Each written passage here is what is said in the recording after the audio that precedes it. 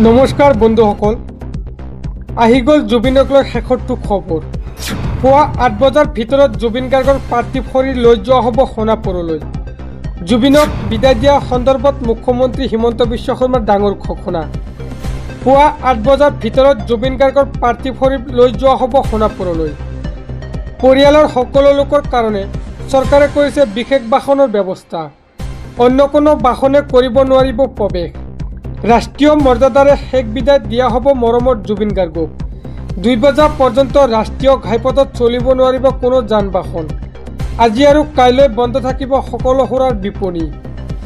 জুবিনক স্মৰণ কৰি মেঘালয় চৰকাৰেও বন্ধ ৰাখিব সুৰাৰ বিপণী।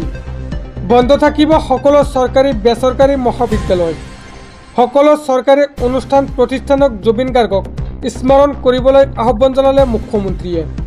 জুবিন গাৰ্গৰ 13 দিনীয়া শ্ৰাদ্ধ সম্পূৰ্ণ কৰা হ'ব যোৰহাটত। উপস্থিত থাকিব পৰিয়ালৰ সকলো লোক আৰু সদস্য। জুবিন গাৰ্গৰ সমাধিক্ষেত্ৰৰ চাৰিওপাশে দিয়া হ'ব বাউণ্ডাৰী ৱাল। শীঘ্ৰে সমাধিক্ষেত্ৰ বনোৱা হ'ব সোণাপুৰত।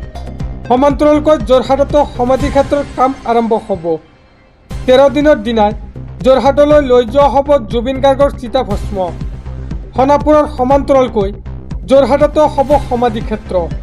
চিৰকাললৈ মনত ৰাখিব পৰাকৈ জুবিন গাৰ্গক দিয়া হ'ব শেষ বিদায়। সকলো ৰাজ্যক সহায় সহযোগিতা কৰাৰ আহ্বান জনালে মুখ্যমন্ত্ৰীয়ে।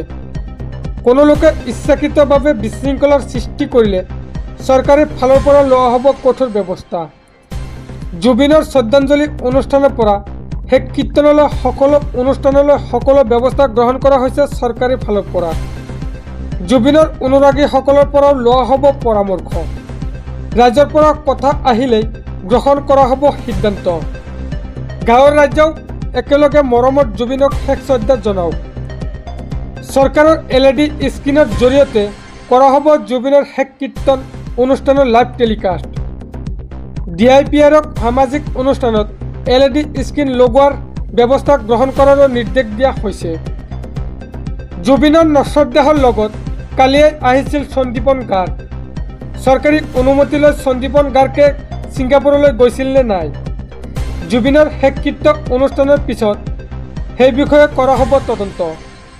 আটাইকেইখন জিলাৰ DCকো সামাজিক স্থানত LED স্ক্ৰীন লগোৱাৰ নিৰ্দেশ। পুৱা 7:30 মানত শেষ কীৰ্তন কৰাৰ পৰিকল্পনা কৰিছে চৰকাৰে। ৰাইজৰ সমস্যা নোহোৱাকৈ পুৱা সোনকালে শেষ কীৰ্তন সম্পন্ন কৰাৰ চেষ্টা।